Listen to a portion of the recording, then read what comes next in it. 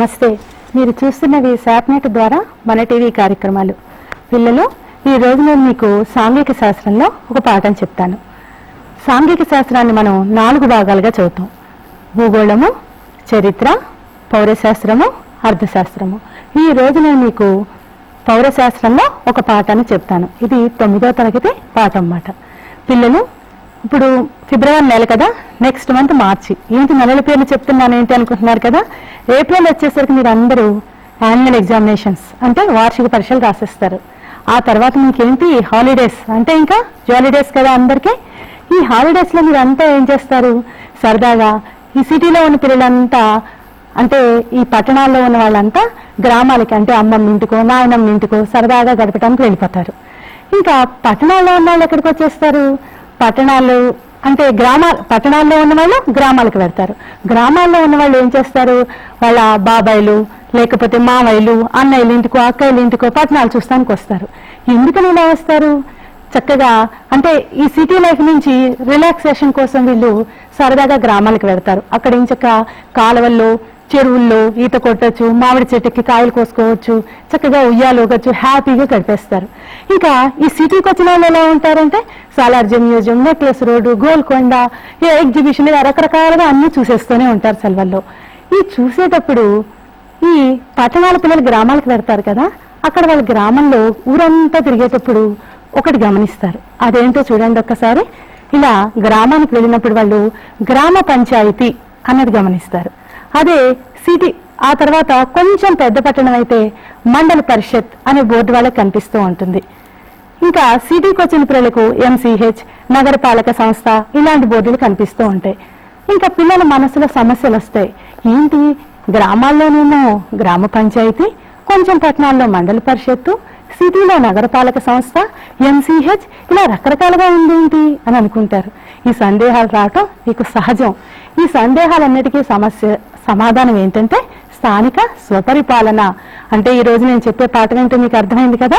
ఈ రోజు నేను మీకు చెప్పే పాఠము స్థానిక స్వపరిపాలన. ఈ గ్రామ పంచాయతీ, మండలి పరిషత్తు, నగరపాలక సంస్థ ఇవి అన్ని స్థానిక స్వపరిపాలనలోని భాగాలన్నమాట. స్థానిక స్వపరిపాలన అంటే ఏంటో చూద్దాం. అధికారాన్ని స్థానిక సంస్థలకు అప్పగించడమే ప్రజాస్వామ్య వికేంద్రీకరణ. దీనినే స్థానిక స్వపరిపాలన అంటారు. మళ్ళా ఒక్కసారి చూడండి. అధికారాన్ని స్థానిక సంస్థలకు అప్పగించడమే ప్రజాస్వామ్య వికేంద్రీకరణ. దీనినే స్థానిక స్వపరిపాలన అంటారు. అధికారాన్ని స్థానిక సంస్థలకు అప్పచెప్పడం అంటే ఏమిటి ఒకసారి చూడండి.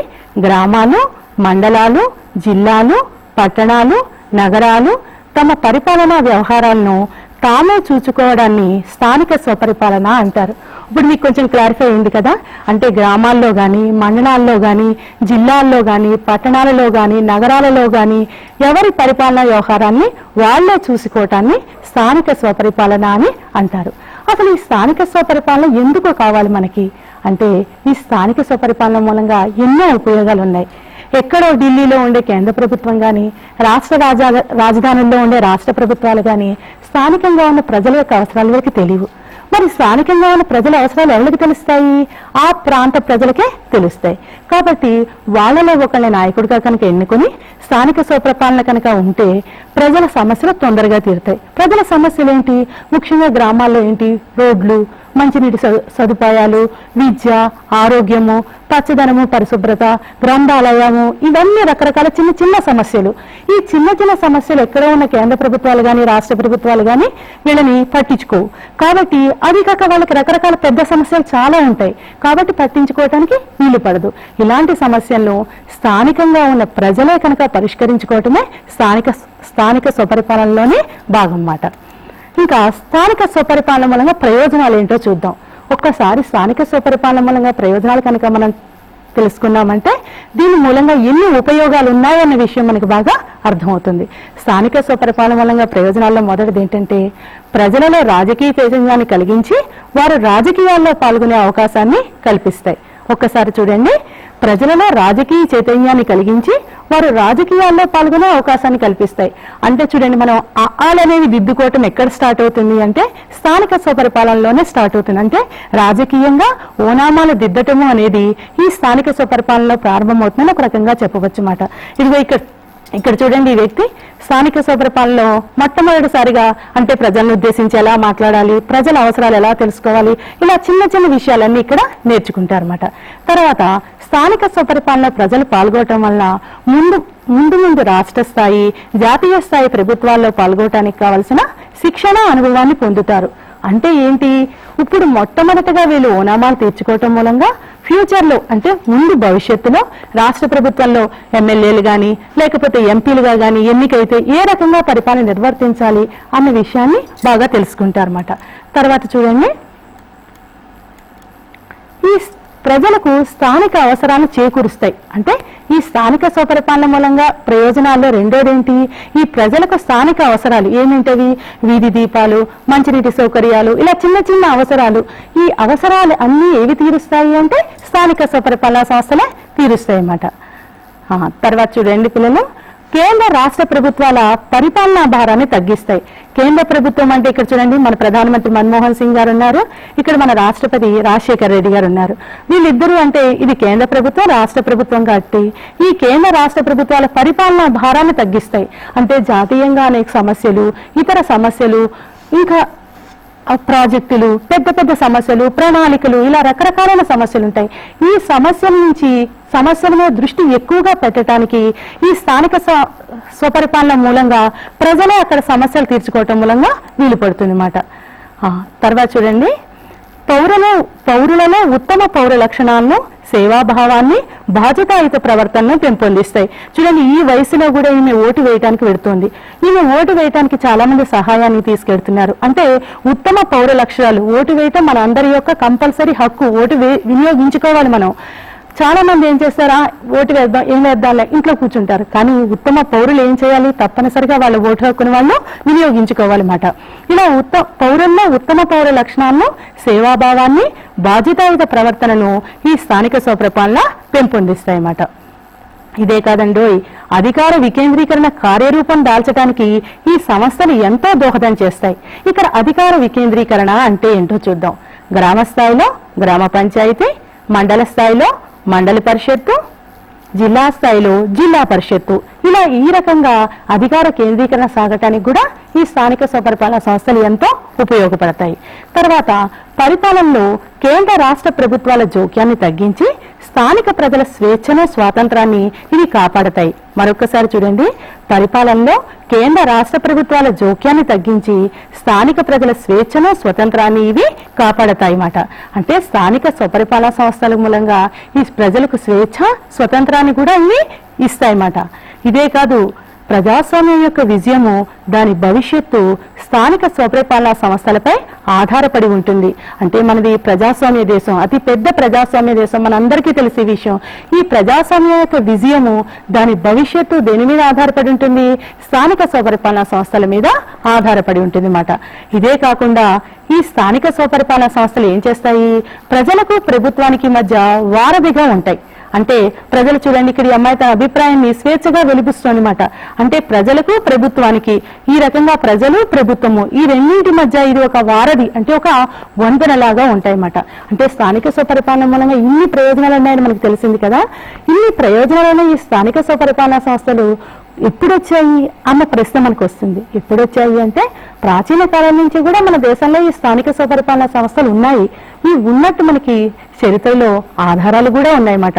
ఎప్పుడు ఉన్నాయి అంటే ఒక్కసారి చూడండి, మహాభారతం అంటే మహాభారత కాలంలో కూడా మనకి స్థానిక స్వపరిపాలన సంస్థలు ఉన్నాయి. ఇది ఏదో మనం కొత్తగా పెట్టుకోలేదు, ఎప్పటి నుంచో ఉన్నాయన్న విషయం మనకి తెలుస్తుంది అన్నమాట. మహాభారతమే కాదు, అర్థశాస్త్రం అన్నదంటేనే మన అందరికీ కౌటిల్యుడు గుర్తుకొస్తాడు.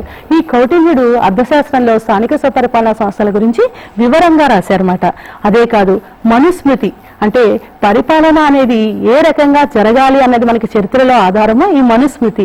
ఈ మనుస్మృతిలో కూడా స్థానిక స్వపరిపాలన గురించి తెలిపాయి. పిల్లలు మరొక్కసారి మహాభారతంలోనూ, అర్థశాస్త్రంలోనూ, మనుస్మృతిలోనూ, ఈ మూడింటిలోనూ స్థానిక స్వపరిపాలన గురించి మనకి వివరంగా తెలిపాయన్నమాట. తర్వాత చూడండి, తర్వాత మన చరిత్ర నుంచి మధ్యయుగం వచ్చాం.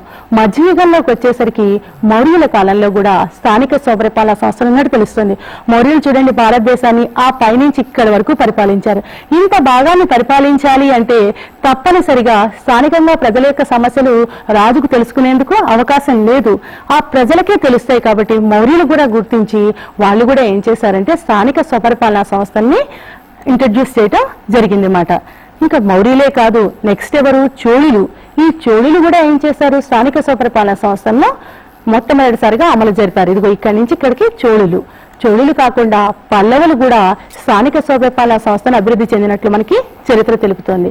అంటే మధ్యయుగంలో మౌర్యులు, చోళులు, పల్లవులు ఈ ముగ్గురి కాలంలో కూడా స్థానిక స్వపరిపాలన సంస్థలు ఉన్నట్లు మనకి తెలుస్తుంది. అంటే మహాభారతంలో ఉన్నాయి, కౌటిల్య అర్థశాస్త్రంలో ఉన్నాయి, మనుస్మృతిలో ఉన్నాయి. మధ్యయుగం వచ్చేసరికి మౌర్యులు, పల్లవులు, చోళులు వీళ్ళ కాలంలో కూడా స్థానిక స్వపరిపాలన సంస్థలు అనేవి ఉన్నట్టు మనకి తెలుస్తుంది అన్నమాట. ఆ తర్వాత మళ్ళీ బ్రిటిష్ వాళ్ళు పరిపాలించారు, మీకు అందరికీ తెలుసు కదా. కానీ ఈ బ్రిటిష్ వాళ్ళ కాలంలో మనకి ఏమైంది అంటే ఈ స్థానిక స్వపరిపాలన సంస్థలకు కొన్ని గడ్డు రోజులను ఎదుర్కోవాల్సి వచ్చింది అన్నమాట. ఇటువంటి టైంలో రిప్పన ప్రభు ఏం చేశాడంటే ఈ స్థానిక స్వపరిపాలన సంస్థలను తిరిగి పునరుద్ధరించాడనమాట. అదే కాకుండా 1919, 1935 భారత ప్రభుత్వ చట్టాలలో స్థానిక స్వపరిపాలన సంస్థలకు చాలా అధికారాలు ఇవ్వబడ్డాయి. ఈ 1919, 1935 భారత ప్రభుత్వ చట్టాలు ఎప్పుడు బ్రిటిష్ వాళ్ళ కాలంలో బ్రిటిష్ వాళ్ళు చేసిన చట్టాలు అన్నమాట. ఈ చట్టాలలో కూడా స్థానిక స్వపరిపాలన సంస్థ ఉన్నాయి అనే విషయం మనకి తెలుస్తుంది అన్నమాట. ఆ తర్వాత మనకి 1947 అయింది, స్వతంత్రం వచ్చింది కదా. మన స్వతంత్రం వచ్చిన తర్వాత మన రాజ్యాంగ నిర్మాతలు స్థానిక ప్రభుత్వాలు అనే భావనను రాజ్యాంగంలో 4వ భాగంలో 40వ అధికరణంలో చేర్చారన్నమాట. ఒక్కసారి పిల్లలు ఎప్పుడు చేర్చారు అన్నది మళ్ళా ఒక్కసారి చూద్దాం. భారత రాజ్యాంగ నిర్మాతలు స్థానిక ప్రభుత్వాలు అనే భావనను రాజ్యాంగంలో 4వ భాగంలో 40వ అధికరణంలో చేర్చడం జరిగిందన్నమాట. ఆ తర్వాత 40వ అధికరణము స్థానిక స్వపరిపాలన ఏర్పాటు చేయవలసిన ఆవశ్యకతతో పాటు వాటిని స్వయం పరిపాలనా విభాగాలుగా మలచడానికి అవసరమగు అధికారాలను ఇవ్వవలసిందిగా కూడా తెలిపింది. కేవలము స్థానిక స్వపరిపాలన సంస్థలు ఉంటేనే సరిపోదు, వాళ్ళకి అవసరమగు అధికారాలు కూడా ఇవ్వాలని చెప్పి ఈ 40వ అధికరణంలో వివరంగా తెలపటం జరిగిందన్నమాట. ఆ తర్వాత ఏం జరిగిందో ఒక్కసారి చూద్దాం. మహాత్మా గాంధీ ఈయన కూడా గ్రామ పంచాయతీల ఏర్పాటు వాటిని అభివృద్ధి పరచవలసిన ప్రాముఖ్యాన్ని తెలిపారు. అంటే గ్రామ స్వరాజ్యానికి మహాత్మా గాంధీ ఎక్కువ ప్రాధాన్యత ఇచ్చారు. మనందరికీ తెలుసు, గ్రామాల్లో కనుక స్వరాజ్యం వస్తేనే నిజానికి దేశానికి అంతా స్వరాజ్యం వచ్చినట్లుగా ఈ మహాత్మా గాంధీ చెప్పారు. కాబట్టి ఈయన స్థానిక స్వపరిపాలనకి విపరీతమైన ప్రాధాన్యత ఇచ్చారు అనే విషయం మనకి తెలుస్తుంది. ఆ తర్వాత మహాత్మా గాంధీ తర్వాత ఒక్కసారి చూడండి, ఈయన బల్వంత్ రాయ్ మెహతా. ఈ బల్వంత్ రాయ్ మెహతా ఎవరు అంటే మొట్టమొదటిసారిగా ఈ బల్వంత్ రాయ్ మెహతా యొక్క సూచనల ప్రకారమే స్థానిక స్వపరిపాలన సంస్థలు స్థాపించేందుకు మన దేశంలో చొరవ తీసుకున్నారు. అంటే స్థానిక స్వపరిపాలన సంస్థలు ఏ రకంగా ఉండాలి, వాటి అధికారాలు ఏమిటి, వీటి కోసము ఈ విషయాలు చర్చించవలసిందిగా మన భారత ప్రభుత్వం ఏం చేసిందంటే బల్వంత్ రాయ్ మెహతా కమిటీ అనే ఆయన అధ్యక్షతన ఒక కమిటీని ఏర్పాటు చేసిందన్నమాట. ఈ కమిటీ సూచనల ప్రకారంగానే స్థానిక స్వపరిపాలన సంస్థలు స్థాపించేందుకు మన దేశంలో చొరవ తీసుకోవటం జరిగిందన్నమాట. ఈ రకంగా మొట్టమొదటిసారిగా ఇక్కడ మన ఆంధ్రప్రదేశ్ మన రాష్ట్రంలో, తర్వాత ఇంకొక రాష్ట్రం ఏంటి అంటే రాజస్థాన్. ఈ రాజస్థాన్ వంటి రాష్ట్రాలు మన ఆంధ్రప్రదేశ్లో మొట్టమొదటిసారిగా ఈ స్థానిక స్వపరిపాలన సంస్థలను పరిచయం చేయడం జరిగిందన్నమాట. అంటే మన దేశం మొట్టమొదటి రాజస్థాన్, తర్వాత ఆంధ్రప్రదేశ్, ఈ 2 రాష్ట్రాలు మొట్టమొదటిసారిగా స్థానిక స్వపరిపాలన సంస్థలను ఏర్పాటు చేయడం జరిగిందన్నమాట. తర్వాత పిల్లలు ఈ స్థానిక స్వపరిపాలన 1959లో అమలుపరిచిన స్థానిక స్వపరిపాలన ఏ రకంగా ఉంది అన్న చూద్దాం అన్నమాట. మొట్టమొదటి చేసిన స్థానిక స్వపరిపాలన గ్రామ స్థాయిలో ఏముంది? గ్రామ పంచాయతీ ఉంది. తర్వాత బ్లాక్ స్థాయిలో పంచాయతీ సమితి ఉంది. జిల్లా స్థాయిలో జిల్లా పరిషత్ ఉంది. అంటే 1959లో మన భారతదేశంలో అమలుపరిచిన స్థానిక స్వపరిపాలనలో గ్రామ స్థాయిలో గ్రామ పంచాయతీ, బ్లాక్ స్థాయిలో పంచాయతీ సమితి, జిల్లా స్థాయిలో జిల్లా పరిషత్ ఉంది. ఇది ఎప్పటి వరకు ఉంది అంటే 1986 వరకు ఇది అమలులో ఉంది. ఆ తర్వాత కొన్ని మార్పులు జరిగాయి. ఇప్పుడు చూడండి, గ్రామ స్థాయి గ్రామ పంచాయతీ, మండల స్థాయి మండల పరిషత్తు, ఆ తర్వాత జిల్లా స్థాయి జిల్లా పరిషత్ వచ్చింది. ఎందుకు వచ్చింది అంటే 1986లో ఎన్టీఆర్ గారు ముఖ్యమంత్రి అయిన తర్వాత ఈ రకంగా స్థానిక స్వపరిపాలనా సంస్థలను మార్చడం జరిగిందన్నమాట. అంటే బ్లాకు స్థాయిలో ఎక్కువ గ్రామాలు ఉన్నాయి కాబట్టి, ఎక్కువ గ్రామాలు ఉంటే స్వపరిపాలన నిర్వర్తించలేరు కాబట్టి మండల స్థాయిలో మండల పరిషత్తు అంటే చిన్న మార్పు మాట. గ్రామ స్థాయిలో గ్రామ పంచాయతీ యాజ్ ఇట్ ఈస్ గా ఉంది. మండల స్థాయిలో మటుకు మండల ప్రజా పరిషత్తు అనేదాన్ని, జిల్లా స్థాయిలో జిల్లా పరిషత్ అనేదాన్ని పరిచయం చేయడం జరిగిందన్నమాట. ఆ తర్వాత ఈ ప్రకారంగా ఏమైంది, 1104 మండల ప్రజా పరిషత్తులుగా ఏర్పడ్డాయి. ఇది 1994 వరకు అమల్లో ఉంది. ఈ 1994లో అంటే 93లో ఏమైందంటే భారత పార్లమెంటు రాజ్యాంగానికి 73వ సవరణ చేసి చట్టాన్ని రూపొందించినప్పటికీ అప్పటి వరకు అమల్లో ఉన్న పాత చట్టాలన్నింటినీ రద్దు చేసింది. అంటే 93లో రాజ్యాంగానికి 73వ సవరణ చేయడం జరిగింది. ఈ సవరణ ద్వారా అప్పటి వరకు అమలులో ఉన్న స్థానిక స్వపరిపాలన పాత చట్టాలన్నింటినీ రద్దయిపోయాయి. రద్దయి కొత్త రకంగా వచ్చింది. అది ఏమిటో ఒక్కసారి చూద్దాం. ఆ కొత్త రకంగా అంటే ఇది మన పార్లమెంట్ యొక్క భవనం. మన పార్లమెంట్ లో 73వ సవరణ ప్రకారంగా ఈ పార్లమెంట్ లో అప్పటి వరకు ఉన్న స్థానిక స్వపరిపాలన అంతా రద్దయిపోయి కొత్త పరిపాలన వచ్చింది. అదేంటో ఒక్కసారి చూడండి. 1125 మండల పరిషత్తులు ఉన్నాయి. ఇవి 2001 లెక్కల ప్రకారం మొదటి ఏంటి, గ్రామ స్థాయిలో గ్రామ పంచాయతీ, మండల స్థాయిలో మండల పరిషత్. అంటే ప్రజా పరిషత్తు అన్న ప్లేస్ లో ఏమొచ్చిందంటే మండల పరిషత్ వచ్చింది. తర్వాత జిల్లా స్థాయిలో జిల్లా పరిషత్, చిన్న మార్పు మాత్రమే రావటం జరిగిందన్నమాట. ఇంకా స్థానిక స్వపరిపాలనా సంస్థలు ఎన్ని రకాలు ఒక్కసారి చూద్దామట. స్థానిక స్వపరిపాలనా సంస్థలు 2 రకాలు. అవి ఏమేమిటి అంటే పట్టణ సంస్థలు, నెక్స్ట్ గ్రామీణ సంస్థలు. మీకు ఫస్ట్ పాఠం చెప్పేటప్పుడు ఒక మాట చెప్పా, పట్టణంలో ఉన్న వాళ్ళు గ్రామాలకు వచ్చినప్పుడు, గ్రామాల్లో ఉన్న వాళ్ళు పట్టణాలకు వెళ్ళినప్పుడు రకరకాల పేర్లు చూశారు అనుకున్నాం. పట్టణాల్లో ఉన్న వాటిని పట్టణ సంస్థలు అంటారు, గ్రామాల్లో ఉన్న వాటిని గ్రామీణ సంస్థలు అంటారు. ఈ పట్టణ సంస్థలు ఏమేంటో చూద్దామన్నమాట. ఈ పట్టణ సంస్థల్లో మొదటిది పురపాలక సంఘాలు, రెండవది మున్సిపల్ కార్పొరేషన్లు. అంటే చిన్న చిన్న పట్టణాల్లో పురపాలక సంఘాలు, మున్సిపాలిటీలు అని కూడా మన వాళ్ళు అంటారు. తర్వాతది మున్సిపల్ కార్పొరేషన్, హైదరాబాదు, ఇలా పెద్ద పెద్ద విజయవాడ, విశాఖపట్నం ఇలాంటి పెద్ద పెద్ద చోట్ల మున్సిపల్ కార్పొరేషన్ ఉంటుంది. ఈ మున్సిపల్ కార్పొరేషన్ యొక్క అధిపతిని ఏమంటారో తెలుసా, మేయర్ అని అంటారన్నమాట. ఇదిగో ఇలా చూడండి, మున్సిపల్ కార్పొరేషన్ ఆఫ్ హైదరాబాద్. తర్వాతది చూడండి, ఇది పురపాలక సంఘం యొక్క ఆఫీస్ మాట. పురపాలక సంఘాలు చిన్న చిన్న పట్టణాల్లో ఉంటాయి. తర్వాత గ్రామీణ సంస్థలు. స్థానిక స్వపరిపాలన సంస్థలు 2 రకాలు అనుకున్నాం కదా, పట్టణ సంస్థలు 2 రకాలు. అవి 2 ఏమిటో చూసుకున్నారు. తర్వాతది గ్రామీణ సంస్థలు. గ్రామీణ సంస్థలు 3 రకాలు. అది మొదటిది ఏంటంటే గ్రామ పంచాయతీలు, రెండవది మండల పరిషత్తులు, మూడవది జిల్లా పరిషత్తులు. ఇప్పుడు మనము ఈ గ్రామ పంచాయతీల గురించి వివరంగా తెలుసుకుందాం. అంటే గ్రామీణ సంస్థలలో ఈ గ్రామ పంచాయతీలు అనే దాని గురించి వివరంగా తెలుసుకుందాం. గ్రామ పంచాయతీలు చూడండి, ఇది గ్రామ పంచాయతీ యొక్క ఆఫీసు. గ్రామ పంచాయతీలు ఈ రకంగా ఉంటాయి. ఇది మండలి పరిషత్తు, ఇది జిల్లా పరిషత్తు. విద్యార్థులు, గ్రామ పంచాయతీ ఒక్కసారి గ్రామ పంచాయతీలో 4 భాగాలు ఉంటాయన్నమాట. అవి పంచాయతీ, సర్పంచి, కార్యదర్శి, గ్రామ సభ. ఒక్కసారి ఈ పటంలో చూడండి, గ్రామ పంచాయతీలో 4 భాగాలు ఉంటాయి. ఒకటి పంచాయతీ, రెండవది సర్పంచి, మూడవది కార్యదర్శి, నాలుగవది గ్రామ సభ. అంటే గ్రామ పంచాయతీలో మనం ఇప్పుడు 4 గురించి వివరంగా తెలుసుకుంటున్నాం. అంటే 4 భాగాలు కదా, 4 భాగాల్లో పంచాయతీ గురించి, సర్పంచ్ గురించి, కార్యదర్శి గురించి, గ్రామ సభ గురించి తెలుసుకుందాం. అంటే గ్రామ పంచాయతీ అంటే కేవలం ఒకటే కాదన్నమాట. ఈ గ్రామ పంచాయతీలో ఈ పంచాయతీ గురించి వివరంగా చూసుకుందాం. ఇది గ్రామ పంచాయతీ యొక్క ఆఫీస్ మాట. ఈ గ్రామ పంచాయతీలో పంచాయతీ అనేది ఎలా ఉంటుంది అంటే గ్రామ జనాభా కనీసం 250 ఉంటేనే గ్రామ పంచాయతీ ఏర్పాటవుతుంది. 50 మంది 100 మంది ఉంటే ఈ పంచాయతీ అనేది ఉండదు. కనీసం 250 మంది జనం ఉంటేనే ఈ గ్రామ పంచాయతీ అనేది ఏర్పాటు చేయడం జరుగుతుంది మాట. తర్వాత విద్యార్థులు, ఈ గ్రామ పంచాయతీ 2 రకాలు. అదేంటంటే నోటిఫైడ్, నాన్ నోటిఫైడ్. ఒక్కసారి చూడండి, నోటిఫైడ్, నాన్ నోటిఫైడ్. నోటిఫైడ్ అంటే ఏమిటి?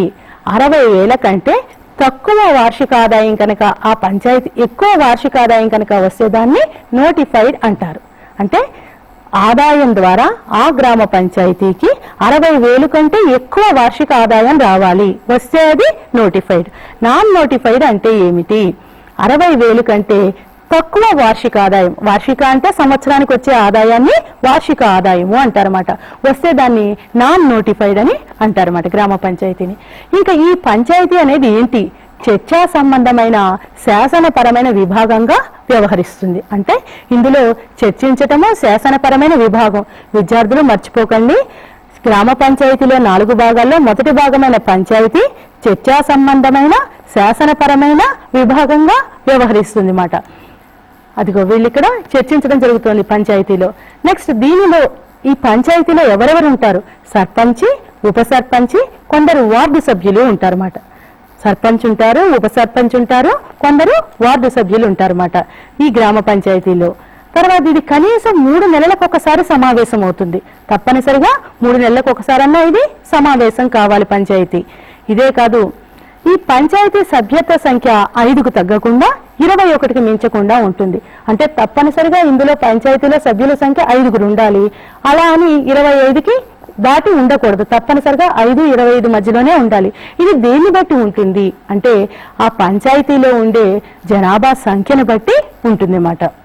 అంటే పంచాయతీ సభ్యత్వ సంఖ్య 5కు తగ్గకుండా 21కి మించకుండా ఉంటుంది. ఇంకా ఎవరు ఎన్నుకుంటారు ఈ పంచాయతీ సభ్యుల్ని అంటే గ్రామంలోని రిజిస్టర్ ఓటర్ల ద్వారా ప్రతి 5 ఏళ్లకు ఒకసారి వీళ్ళు ఎన్నికవుతారు. రిజిస్టర్ ఓటర్లు అంటే ఎవరు? 18 సంవత్సరాల నిండినటువంటి స్త్రీ పురుషులు తమ ఓటుని కనుక నమోదు చేసుకుంటే, రిజిస్టర్లో నమోదు చేసుకుంటే వాళ్ళని రిజిస్టర్ ఓటర్లు అంటారు. వీళ్ళకి మాత్రమే ఓటు వేసే హక్కు ఉంటుంది, మిగతా వారికి ఉండదన్నమాట. ఇదిగో ఇక్కడ ఈ పటంలో చూడండి, ఈ ముసలామె ఇది వరకు ఈ రకంగా బ్యాలెట్ పత్రాన్ని ఓటుని ఈ రకంగా వేసేవారు. ఇప్పుడు ఎలక్ట్రానిక్ ఓటింగ్ పద్ధతి వచ్చిన తర్వాత ఈ రకంగా ఉపయోగించడం జరుగుతుంది అన్నమాట. తర్వాత పంచాయతీ సమావేశాల్లో ఎవరెవరు పాల్గొంటారు? జిల్లా పరిషత్ ముఖ్య కార్యనిర్వహణాధికారి, రాష్ట్ర విద్యుత్ ట్రాన్స్కో విభాగపు డివిజనల్ ఇంజనీర్ గారు పాల్గొంటారు.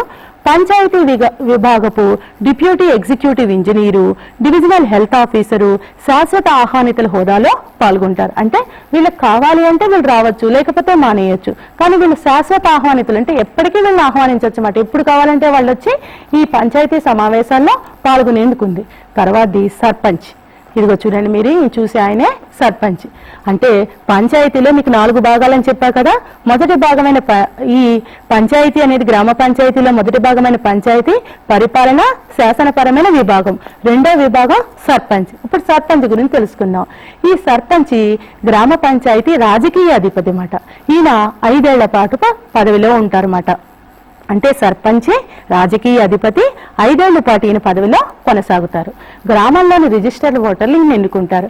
ఇగో ఇక్కడ చూడండి, ఈయన రిజిస్టర్ ఓటర్లు అందరినీ చెక్ చేసుకుంటున్నారు. ఈ రకంగా ఈ ఓటు హక్కు నిర్వహించే వాళ్ళందరినీ, అంటే ఓటు హక్కును ఉపయోగించుకునే వాళ్ళు, వినియోగించుకునే వాళ్ళని రిజిస్టర్ ఓటర్లు అని అంటారన్నమాట. ఈ రకంగా వీళ్ళు సర్పంచ్ని ఎన్నుకుంటారు. ఇంకా షెడ్యూల్ కులాలు, షెడ్యూల్ తెగలు, వెనకబడిన వర్గాల వారికి కేటాయిస్తారు కొన్ని సీట్లు సర్పంచ్వి. ఇంకా మొత్తం సర్పంచ్ పదవుల్లో 3వ వంతు మహిళకు కేటాయిస్తారు. ఒక్క స్థానిక స్వపరిపాలనలో మాత్రమే 3వ వంతు సీట్లను మహిళలకు కేటాయిస్తారన్నమాట. అంటే సర్పంచుల్లో మహిళలు కూడా ఈ రోజుల్లో ఉన్నారు అన్న విషయం మనకి దీన్ని బట్టి తెలుస్తుంది అన్నమాట. అంటే షెడ్యూల్ కులాలు, షెడ్యూల్ తెగలు, వెనుకబడిన వర్గాల వారికే కాకుండా స్త్రీలకు కూడా స్థానిక స్వపరిపాలనలో కొన్ని సీట్లు కేటాయించడం జరుగుతుందన్నమాట. ఇంకా సర్పంచ్ యొక్క అధికారాలు, విధులు ఏంటో చూద్దామన్నమాట. ఈయన పంచాయతీ గ్రామ సభ సమావేశాలకు అధ్యక్షత వహిస్తారు. అంటే పంచాయతీకి గ్రామ సభకు అధ్యక్షత వహించేది ఎవరు? సర్పంచ్. ఇంతేకాదండి, ఈయన పంచాయతీ ఆమోదించిన తీర్మానాల అమలు విషయంలో సర్పంచ్కి కార్యదర్శిపై పరిపాలనాపరమైన నియంత్రణాధికారం కూడా ఉంటుందన్నమాట. ఇంకా గ్రామ పంచాయతీ ఉప సర్పంచ్ యొక్క ఎన్నికను కూడా ఆయన నిర్వహిస్తారు. గ్రామ పంచాయతీకి సంబంధించిన రికార్డులను కూడా ఆయన తనిఖీ చేయవచ్చు. ఎవరు ఇవన్నీ చేసేది? సర్పంచ్. ఇంకా గ్రామ పంచాయతీ సభ్యుల అనర్హతకు సంబంధించిన విషయాన్ని జిల్లా పంచాయతీ అధికారి దృష్టికి తీసుకొస్తారన్నమాట. ఎవరు అనుకుంటున్నారు? సర్పంచ్ తీసుకొస్తారన్నమాట. ఇంకా తర్వాతది కార్యదర్శి. అంటే గ్రామ పంచాయతీలో 4 విభాగంలో పంచాయతీ చర్చా శాసన సంబంధమైన విభాగం అనే విషయాన్ని తెలుసుకున్నారు. రెండోది సర్పంచ్, ఈయన రాజకీయ అధిపతి. మూడవది గ్రామ పంచాయతీలో కార్యదర్శి అన్నమాట. ఈ ప్రతి పంచాయతీకి ఒక కార్యదర్శి ఉంటారు. కార్యదర్శి అతన్ని రాష్ట్ర ప్రభుత్వం నియమిస్తుంది. అంటే చూడండి, పంచాయతీ సభ్యులను ప్రజలే ఎన్నుకున్నారు, సర్పంచ్ని కూడా ప్రజలే ఎన్నుకున్నారు. కానీ కార్యదర్శిని ఎవళ్ళు? రాష్ట్ర ప్రభుత్వము నియమించింది. ఈయన పంచాయతీ సమావేశాల్లో పాల్గొంటాడు. పిల్లలు మరొకసారి గుర్తుంచుకోండి, పంచాయతీ, సర్పంచ్ ఈ రెండింటిని ఎన్నుకునేది రిజిస్టర్ ఓటర్లు, కార్యదర్శిని నియమించేది రాష్ట్ర ప్రభుత్వము. ఈ విషయం మర్చిపోకండి. తర్వాతది కార్యదర్శి యొక్క ఈయన ఏం చేస్తారు? గ్రామ పంచాయతీకి సంబంధించిన సిబ్బంది ఆస్తులు, భవనాలపై ఆయనకి అజమాయిషీ ఉంటుంది. సర్పంచ్ను సంప్రదించిన తర్వాతే పంచాయతీ సమావేశాలను ఈయన ఏర్పాటు చేస్తారు. ఎవరనుకుంటున్నారు? కార్యదర్శి. ఇదే కాదు, పంచాయతీ తీర్మానాలను రాష్ట్ర ప్రభుత్వం ఆమోదం లభించిన తర్వాత అమలులో ఉంచేందుకు కూడా ఈయన చర్యలు తీసుకుంటారన్నమాట ఈ కార్యదర్శి. తర్వాత ఈయన యొక్క విధులు ఏమిటి? ఈ కార్యదర్శి ఏమేమి పనులు చేస్తారు అంటే, తన విధుల నిర్వహణలో గ్రామ పంచాయతీకి, రాష్ట్ర ప్రభుత్వానికి బాధ్యత వహిస్తాడనమాట. ఈ కార్యదర్శి గ్రామ పంచాయతీ పరిపాలనా అధిపతిగా వ్యవహరిస్తారు. సర్పంచ్ ఏమో రాజకీయ అధిపతి అయితే, కార్యదర్శి పరిపాలనా అధిపతిగా వ్యవహరిస్తారన్నమాట. ఆ తర్వాత ఏంటో చూద్దాం. ఈయన కార్యదర్శి చేసేది, ఈ కార్యదర్శి పంచాయతీ సమావేశాల ఎజెండాను సర్పంచ్తో సంప్రదించి రూపొందిస్తారు. అంటే ప్రతి విషయంలో ఈయన సర్పంచ్తో సంప్రదించడం అనేది తప్పనిసరి మాట. తర్వాతది వార్షిక బడ్జెట్ను రూపొందించి పంచాయతీ సమావేశంలో సభ్యుల పరిశీలనకై ఈయన సమర్పిస్తారు. ఇంతేకాదండో, ఈయన పంచాయతీ గ్రామసభ సమావేశాల్లో పాల్గొని సభ్యులు వివిధ అంశాలపై అడిగే సందేహాలకు వివరణ కూడా ఇస్తారన్నమాట. పంచాయతీ గ్రామసభ సమావేశం తీర్మానాల అమలుకు కూడా అయినా చర్యలు తీసుకుంటాడనమాట. ఇంకా పంచాయతీ గ్రామసభ సమావేశం తీర్మానాల నకలును జిల్లా పంచాయతీ అధికారికి కూడా పంపిస్తారు. తర్వాతది గ్రామసభ. పిల్లలు, గ్రామ పంచాయతీల్లో 4 విభాగాల్లో మొదటి విభాగము పంచాయతీ, 2 సర్పంచ్, 3 కార్యదర్శి, 4వది గ్రామ సభ. ఇప్పుడు మనం గ్రామ సభ గురించి తెలుసుకుంటున్నాం. మొదటిదైన పంచాయతీ ఏమిటి? చర్చా సంబంధమైన శాసనపరమైన విభాగము అనుకున్నాం. 2వది సర్పంచ్, ఈయన రాజకీయ అధిపతి. 3వది కార్యదర్శి. ఈ కార్యదర్శి ఎవరనుకున్నాం? రాష్ట్ర ప్రభుత్వం చేత నియమిస్తాడు, ఈయన పరిపాలన అధిపతి అనుకున్నాం. ఇప్పుడు మనం తెలుసుకునేది గ్రామ సభ. గ్రామ సభ అంటే ఏమిటి? ప్రతి పంచాయతీలో కూడా ఒక గ్రామ సభ ఉంటుంది.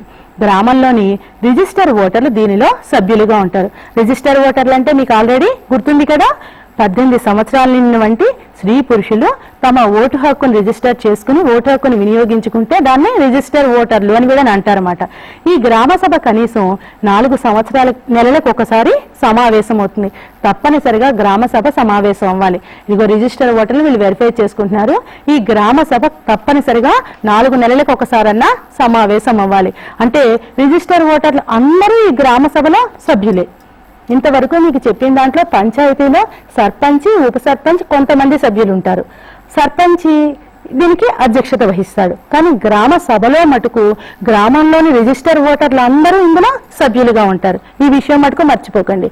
ఇదిగో వీళ్ళు ఓటు హక్కు ఉపయోగించుకుంటున్న ఈ రిజిస్టర్ ఓటర్లందరూ కూడా గ్రామ సభలో సభ్యులుగా ఉంటారన్నమాట. తర్వాత ఈ గ్రామ సభ యొక్క విధులు ఏంటి? ఇది ఏం చేస్తుంది అంటే, గ్రామ పంచాయతీకి సంబంధించిన గత సంవత్సరం యొక్క పరిపాలక ఆడిట్ నివేదికలను ఆమోదించటము, గ్రామ పంచాయతీకి సంబంధించిన అభివృద్ధి పథకాలకు చెందిన లబ్ధిదారుల యొక్క గుర్తింపు. అంటే ఎక్కడో నేను ఆల్రెడీ మీకు చెప్పాను కదా, కేంద్ర ప్రభుత్వము రాష్ట్ర ప్రభుత్వం ఎక్కడో ఉంటాయి. వాళ్ళకి అసలు వీళ్ళకి నిజంగా సహాయం పొందాలా లేదా, ఎవరు సరైన వ్యక్తులు అన్న విషయం తెలియదు. గ్రామంలో ఉన్నారనుకోండి, గ్రామంలో రిజిస్టర్ ఓట్లకు తెలుసు, బలానా వ్యక్తి బీద వ్యక్తి, ఈయనకు జవహర్ రోజ్గార్ కిందో లేకపోతే వేరే పథకాల కిందో వీళ్ళకి ఇల్లు అలాట్ చేయొచ్చు, లేకపోతే ఆడవాళ్ళు వీళ్ళు పాపం భర్త చనిపోయిన వాళ్ళు, లేకపోతే ఈ పిల్లలకి ఎవళ్ళు లేరు, వీళ్ళ కుట్టు మిషన్లు ఇవ్వచ్చు. ఇలా ఈ లబ్ధిదారులు ఎవరికైతే ప్రభుత్వం పథకాలను వర్తింపచేస్తే ఈ లబ్ధిదారులను గుర్తించేది ఎవరు? ఈ గ్రామ సభ. అంటే గ్రామ సభలో ఉన్న ఈ రిజిస్టర్ ఓటర్లు. అంటే గ్రామాలు అంటే చిన్నవి కదా, ఈ చిన్న వాటిలో జనాభా తక్కువ మంది ఉంటారు. అందరూ సమావేశం అవ్వచ్చు, కొంతమంది అన్న సమావేశం అయ్యి నిజంగా అర్హులు ఎవరు అన్న విషయాన్ని గుర్తించేది ఈ గ్రామ సభలో మాట. అదే కాదు, ఇదిగో ఇలా చూడండి, ఇదిగో కుట్టు మిషన్లు, ఇలా ఆడవాళ్ళకి సహాయాలు చేయటము, ఇవి అన్ని గ్రామ సభ ఈ లబ్ధిదారులను గుర్తించడం జరుగుతుంది అన్నమాట. ఇంకా సమాజాభివృద్ధి కార్యక్రమాల నిర్వహణలో ద్రవ్య వస్తు సంబంధమైన విరాళాలను సేకరించి స్వచ్ఛంద శ్రమదాన శిబిరాలను నిర్వహించి సమాజంలోని అన్ని వర్గాల మధ్య శాంతి, ఐకమత్యము, సుహృద్భావాలను పెంపొందించేందుకు ఇది కృషి చేస్తుంది. అంటే ఎవరైనా గొప్ప గొప్ప వ్యక్తులు ఉన్నారు, వాళ్ళు విరాళాలు ఇస్తారు, కానీ ఎవరికి ఇవ్వాలో తెలియదు. అలాంటప్పుడు ఈ గ్రామం వెనుకబడి ఉంది, ఈ గ్రామంలో ఇంతమంది ప్రజలు ఈ రకంగా ఉన్నారు, ఇక్కడ ప్రాజెక్టులు లేవు, లేకపోతే ఇక్కడ వంతెనలు లేవు, ఇక్కడ నీటిపారుదల సౌకర్యాలు లేవు, ఇవి ప్రభుత్వం దృష్టికి కానీ, లేకపోతే పెద్దల దృష్టికి కానీ, లేకపోతే విరాళాలు ఇచ్చే గొప్ప వాళ్ళ దృష్టికి కానీ తీసుకొచ్చి ఆ సహాయాన్ని తీసుకొచ్చి శాంతి, ఐకమత్యము ఇవి నిర్వహించేది ఈ గ్రామ సభ మాట. ఇంకా గ్రామ పంచాయతీ యొక్క విధులు ఇప్పుడు మనం తెలుసుకునేది. అంటే గ్రామ పంచాయతీలో 4 భాగాలు, 4 భాగాల్లో పంచాయతీ, సర్పంచి, కార్యదర్శి, నెక్స్ట్ గ్రామ సభ, ఈ 4 గురించి మనం వివరంగా తెలుసుకుందాం. ఇప్పుడు మనం తెలుసుకునేది గ్రామ పంచాయతీ యొక్క విధులు. గ్రామ పంచాయతీకి 2 విధులు ఉంటాయండి. అది ఆవశ్యక విధులు, వివేచనాత్మక విధులు. ఆవశ్యక విధులు అంటే ఏమిటి? ఆవశ్యక విధులు అంటే తప్పనిసరిగా నిర్వర్తించాల్సిన విధులు. అంటే ఇవి లేకపోతే సాగదు. ఇక్కడ చూడండి మీరు, రహదారులు. ఈ రహదారుల మరమ్మత్తు అంటే రోడ్లను కనుక మరమ్మత్తు చేయకపోతే ఆ గ్రామం నుంచి వేరే గ్రామం వెళ్ళటానికి కుదరదు. ఈ రకంగా ఈ గ్రామ పంచాయతీ రోడ్లన్నింటినీ మరమ్మతులు చేయటము, రోడ్లను వేయటము, ఇలాంటి పనులన్నింటినీ గ్రామ పంచాయతీ తప్పనిసరిగా నిర్వర్తించాలి. ఇదే కాదు, గ్రామ పంచాయతీ చేయాల్సిన పనులు ఇంకా తప్పనిసరిగా ఏంటంటే భవనాలు, అంటే బస్ షెల్టర్లు, ఈ రకంగా భవనాలు నిర్మించటము, ఇవన్నీ కూడా గ్రామ పంచాయతీలో తప్పనిసరిగా నిర్వర్తించవలసిన ఆవశ్యక విధులు. పబ్లిక్ టాయిలెట్లు అంటే గ్రామాల్లో ప్రజల్లో ఎక్కువ శాతం మంది పేదవారు ఉంటారు కాబట్టి వీళ్ళందరికీ ఎవరికి వాళ్ళకి సొంతంగా టాయిలెట్స్ ఉండవు కాబట్టి ఈ పబ్లిక్ టాయిలెట్లని మార్కెట్ ప్రదేశాల్లో కానీ వేరే ప్రదేశాల్లో కానీ ఈ నిర్వహించాల్సిన బాధ్యత కూడా గ్రామ పంచాయతీ. ఇదే కాదు, బావులు, చెరువులు మొదలైన వాటి నిర్మాణము, మరమ్మతుల నిర్వహణ. అంటే గ్రామాల్లో బావులు ఉంటాయి, ఈ బావుల్లో ఈ పూడిక తీస్తేనే ఆ గ్రామ ప్రజలకు మంచినీరు దొరుకుతుంది. ఈ పూడిక తీయాల్సిన బాధ్యత ఎవరిది? గ్రామ పంచాయతీది. అదే విధంగా చెరువుల్లో గుర్రపిటెక్క లాంటివి పేరుకుపోయి ఆ చెరువు నీళ్ళు తాగేందుకు ప్రజలకు ఉపయోగపడవు. వీటి యొక్క నిర్వహణ అనేది తప్పనిసరిగా చేయాల్సిన ఆవశ్యక విధి మాట. అంటే బావులు, చెరువులు మొదలైన వాటి యొక్క నిర్మాణము, వీటి యొక్క మరమ్మతులను కూడా, అంటే కొత్త బావులు కట్టడము, ఆ పూడిక తీయటము, కొత్త చెరువుల్ని తవ్వటము, ఆ చెరువులను బాగు చేయటము, ఇవన్నీ కూడా స్థానిక స్వపరిపాలనలో ఈ గ్రామ పంచాయతీ యొక్క విధి. ఇదే కాదు, గ్రామ పంచాయతీ ఇంకేం చేస్తుందో తెలుసా? త్రాగునీరు సరఫరా చేయటం. ఇది చాలా అవసరమైన విషయం, మన అందరికీ తెలుసు. త్రాగునీరు ఎవరు సరఫరా చేస్తారు? గ్రామాల్లో గ్రామ పంచాయతీ. తప్పనిసరిగా ఈ గ్రామాలలో, గ్రామ పంచాయతీలో ఈ రకంగా త్రాగే నీరు, ఒక పెద్ద చెరువుని తవ్వి ఆ చెరువు నీరు ఎవరు ముట్టుకోకుండా, అంటే అక్కడ బట్టలు ఉతకడం, పశువుని కడగటం, ఇలాంటి పనులు చేయకూడదు కదా. ఇలాంటి పనులు చేయకుండా చుట్టూ కట్ట కింద కట్టి ఆ నీరుని ఈ రకంగా ట్యాప్స్ ద్వారా, అంటే కుళాయిల ద్వారా గ్రామాల్లో ప్రజలకు మంచి నీరు సరఫరా చేయడం జరుగుతుంది అన్నమాట. కొన్ని గ్రామాల్లో మంచినీరు కూడా ఉండదు కాబట్టి ఈ నీరు, త్రాగునీరు, మనిషి జీవించడానికి నీరు అనేది తప్పనిసరి. ఈ తప్పనిసరైన నీరుని సరఫరా చేసే బాధ్యత ఎవరిది అంటే గ్రామ పంచాయతీదే మాట. ఇది కూడా గ్రామ పంచాయతీ యొక్క ఆవశ్యక విధి మాట. ఇదే కాదు, త్రాగునీరు మాత్రమే కాదు, ఇంకా శ్మశానాల నిర్మాణం, నిర్వహణ. ఏంటి శ్మశానాల నిర్వహణ ఎందుకు చేయాలి గ్రామ పంచాయతీ అనుకుంటున్నారా? మనిషి చనిపోయారనుకోండి, ఆ శవాన్ని తీసి ఎక్కడ పూడ్చాలి అన్న సమస్య అవుతుంది కదా. లేకపోతే భారతదేశ జనాభా ఎంతో పెరిగిపోతుంది, కొంతమంది జనాభా చనిపోతూ ఉంటారు. ఈ చనిపోయిన వాళ్ళని ఎక్కడ పాతి పెట్టాలి అంటే శ్మశానాల్లో. ఈ శ్మశానాల నిర్మాణం, నిర్వహణ అంటే సక్రమంగా ఉన్నాయా లేదా, శ్మశానాల్లో ప్రదేశం సరిపోతుందా లేదా, సక్రమంగా నిర్వహిస్తున్నారా లేదా, ఈ విధం నిర్వర్తించవలసింది కూడా గ్రామ పంచాయతీనే. ఇదే కాదు, పచ్చదనం, పరిశుభ్రత కార్యక్రమాల అమలు. పచ్చదనం, పరిశుభ్రత ఎందుకు? మనందరికీ తెలుసు కదా దాని ఆవశ్యకం ఏంటో. మంచి చెట్లు పెంచుకుంటే మనకి చక్కటి గాలి వస్తుంది. అంటే గాలిని కనుక ప్యూరిఫై చేసేది ఈ చెట్లే అన్న విషయం మనందరికీ తెలుసు. గ్రామాలు, ఎన్నో గ్రామాలు చూడండి ఎంత పచ్చదనంతో చక్కగా కళకళలాడుతూ చెట్లతో ఉంటాయి. ఈ పచ్చదనం, పరిశుభ్రత కార్యక్రమాలు నిర్వర్తించాల్సింది కూడా ఎవరు? గ్రామ పంచాయతీ. రోడ్ల పక్కన ఈ రకంగా చూడండి, పిల్లలు స్కూల్లో చెట్లు పెడుతున్నారు చక్కగా. ఈ రకంగా స్కూళ్ళలో చెట్లు పెట్టడం, ప్రాథమిక పాఠశాలలో ఈ చెట్లను ప్రోత్సహించడము, ఆ రకంగా పిల్లలకు బహుమతులు ఇవ్వటము, ఇవి అన్ని కూడా గ్రామ పంచాయతీలో చేయాల్సిన విధి. అంటే ఆవశ్యక తప్పనిసరి విధి. ఇదే కాదు, జనన మరణాల నమోదు. గ్రామ పంచాయతీలో చూడండి, అంటే ఎంతమంది పిల్లలు పుట్టారు, ఎంతమంది చనిపోయారు, ఇవి కూడా నమోదు చేయాలి. ఇప్పుడు స్కూల్స్ లో పిల్లలు జాయిన్ చేస్తారు అనుకోండి, బర్త్ సర్టిఫికేట్ తప్పనిసరి. ఇది ఎక్కడ దొరుకుతుంది? గ్రామాలలో గ్రామ పంచాయతీకి వెడితే తప్పనిసరిగా దొరుకుతుంది. అదేవిధంగా ఏ వ్యక్తి అయినా చనిపోయాడు, వెంటనే ఏంటి, చనిపోయినట్లుగా సర్టిఫికేట్ అడుగుతారు. ఎల్ఐసికి కానీ ఏదైనా వాళ్ళకి ఏమైనా బెనిఫిట్స్ గవర్నమెంట్ ఇస్తున్నా తప్పనిసరిగా సర్టిఫికెట్లు కావాలి. ఈ సర్టిఫికెట్లు ఎక్కడి నుంచి రావాలి? గ్రామ పంచాయతీ నుంచి రావాలి. సో పౌరులుగా మన యొక్క విధి ఏమిటి అంటే ఎవరైనా పుట్టినా చనిపోయినా నమోదు అనేది తప్పనిసరిగా గ్రామ పంచాయతీ ఆఫీస్కి వెళ్ళి తప్పనిసరిగా మనం చేయాల్సిన విధి మనది మాట తప్పనిసరిగా. ఇంకా ఈ జనన మరణాలు నమోదు చేసేది కూడా ఆవశ్యక విధి కిందకి వస్తుంది. తర్వాతది అంటువ్యాధుల నివారణ చికిత్స. అంటువ్యాధుల నివారణ చికిత్స ఏంటి?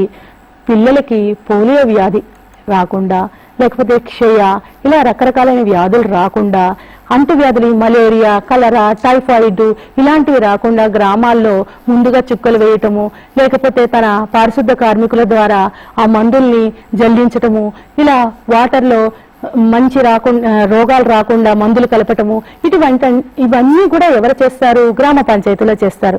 ఇదే కాదు, మురుగు కాలువలు నిర్మించి వాటిని నిర్వహించడము, శుభ్రపరచడము. మన ఇంట్లో మురికి మన ఇంట్లోనే ఉండిపోయింది అనుకోండి, వాసన వచ్చేస్తుంది. సో కంపల్సరిగా పంచాయతీకి అంతటికీ మురుగు కాలువలు నిర్మించడము, వాటిని నిర్వహించడము, అంతేకాదు శుభ్రపరచడం కూడా ఎవరి విధి అంటే గ్రామ పంచాయతీ యొక్క విధి మాట, తప్పనిసరి ఆవశ్యక విధి. ఇదే కాదు, వీధి దీపాలు ఏర్పాటు చేయటం. వీధుల్లో దీపాలు లేదనుకోండి, రాత్రిపూట రోడ్ల మీద పెడుతుంటే ఏమవుతుంది? ఎవరన్నా రావటం, చంపివేయటం కానీ, దొంగలు దోచుకోవటం కానీ, లేకపోతే క్రూర మృగాలు రావటం కానీ, రకరకాలైన ప్రమాదాలు వస్తాయి. కాబట్టి తప్పనిసరిగా ఈ వీధి దీపాలు ఏర్పాటు చేయటం కూడా గ్రామ పంచాయతీ యొక్క తప్పనిసరి యొక్క ఆవశ్యక విధి. ఇదే కాదు, పశు క్షేత్రాల యొక్క నిర్వహించటం. ఈ పశు క్షేత్రాలు నిర్వహించడం కూడా గ్రామ పంచాయతీ యొక్క విధి.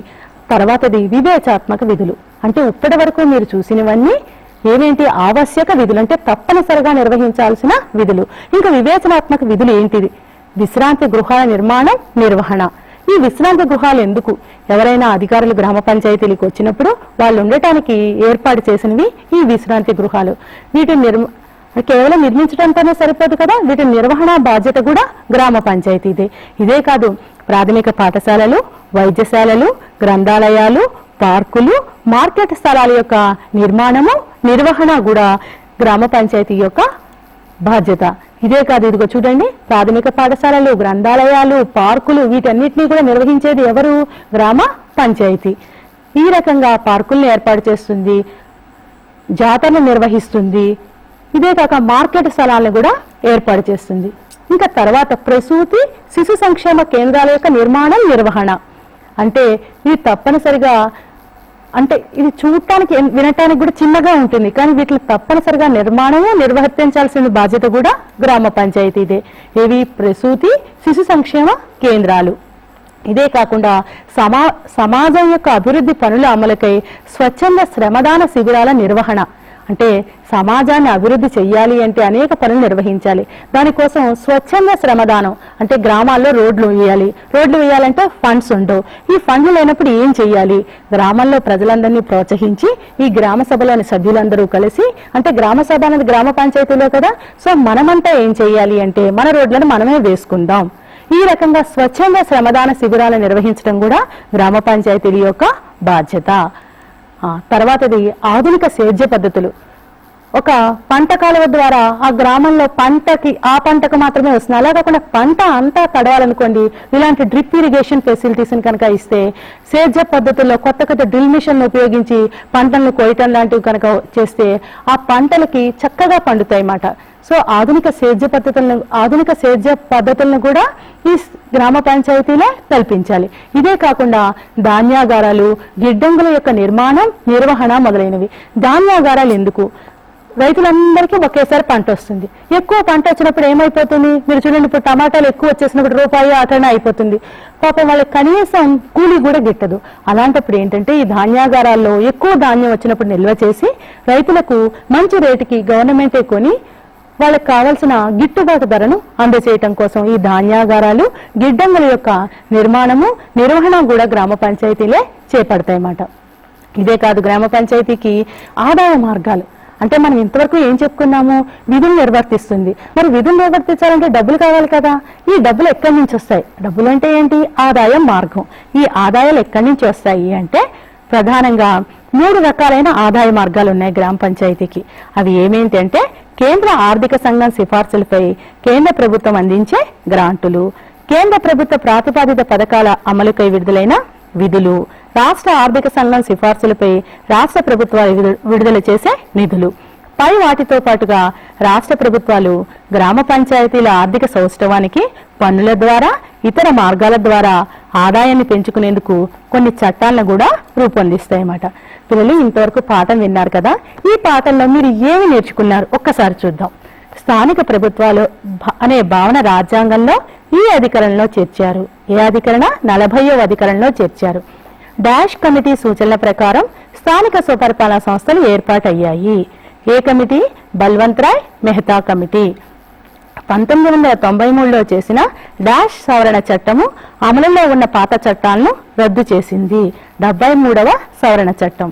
60,000 కంటే తక్కువ వార్షిక ఆదాయం ఉంటే ఆ గ్రామ పంచాయతీ డాష్ రకానికి చెందినది, నాన్ నోటిఫైడ్. తర్వాతది గ్రామ పంచాయతీ రాజకీయ అధిపతి ఎవరు? సర్పంచ్. పంచాయతీ కార్యదర్శిని నియమించేది ఎవరు? రాష్ట్ర ప్రభుత్వం. గ్రామ పంచాయతీ తప్పనిసరిగా నిర్వర్తించే విధులు, ఆవశ్యక విధులు. పంచాయతీ సభ్యులు డాష్ సంవత్సరాలకు ఎన్నికవుతారు? 5 సంవత్సరాలకు. పిల్లలు పాఠం విన్నారు కదా. మీరు ఈ పాఠంలో స్థానిక స్వపరిపాలనలో దేని గురించి, గ్రామ పంచాయతీ గురించి వివరంగా తెలుసుకున్నారు. అదే కాకుండా స్థానిక స్వపరిపాలన యొక్క అవసరం ఏంటి, వాటి యొక్క ప్రయోజనాలు ఏమిటి, ఈ గ్రామ పంచాయతీలో ఎన్ని విభాగాలు ఉన్నాయో నేర్చుకున్నారు. తర్వాత స్థానిక స్వపరిపాలన సంస్థల్లో పట్టణ స్థానిక స్వపరిపాలన సంస్థలు ఏమిటి అంటే పురపాలక సంఘాలు, ఈ కార్పొరేషన్ల గురించి వచ్చే తరగతిలో వివరంగా తెలుసుకుందరుగనమాట. పిల్లలు విన్న చక్కగా గుర్తుంచుకుని ఇంటికి వెళ్ళి మర్చిపోకుండా ఈ బిట్లన్నీ రాసుకుంటారు కదా. ఓకే, ఉంటా. నమస్తే.